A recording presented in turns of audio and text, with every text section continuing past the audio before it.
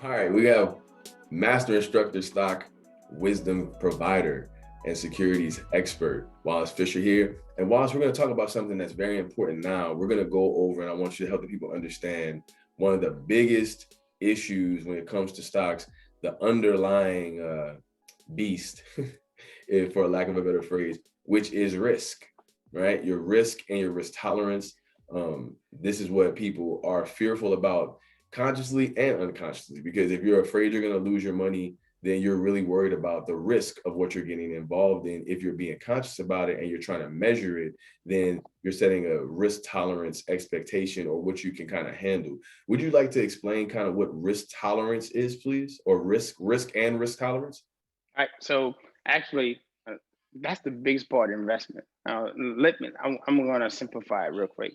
All right. So, you know, and we call it pain. We know the type of pain as far as losing money that you are willing to take. And Yes. so when you get into an investment, you don't want to get into investment saying how much money I can make Mhm. because you're actually going to get slaughtered. There's a term that we use in Wall Street called bulls make money, bears make money, but pigs get slaughtered. And that's if you're trying to be too greedy, pigs going to get, hogs are going to get slaughtered.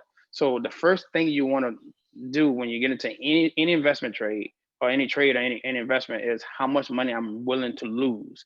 You only know that, right? So say for instance you invest in $1,000 and you want to you're willing to lose out of that $1,000, let's say $100, right? So all right, so that's your risk tolerance, and you set stop losses for that. Once it get to a certain level and your investment start to lose money, regardless of what you're feeling, regardless of what your emotions are, saying that, hey, you know what, I'm hoping.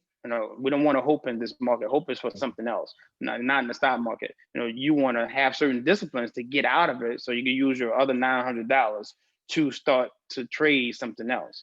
Yeah. So risk and risk tolerance is the biggest deal. So for me, and for anyone else, my risk tolerance grew as I learned and as I grew in the market. The more money I made, the more risk tolerance I was able to Mhm.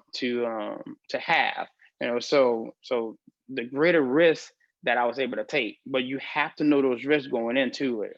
So if I'm going to get into an investment, I'm going to know as soon as I get into that investment, how much money and I'm willing to lose, because there's a certain threshold that I have that you don't have, right? So a lot of novice investors have. You have to be honest and you have to be true to yourself, because if not, the market will slaughter you.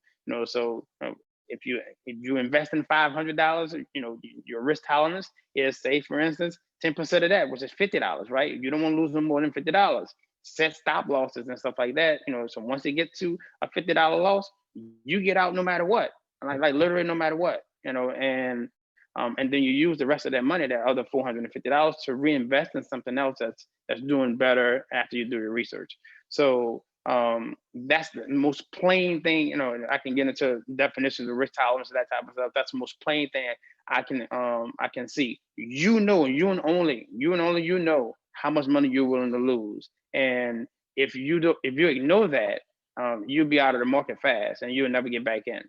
I love it. Know your pain so you don't get slaughtered. Yes. Excellent. Risk tolerance.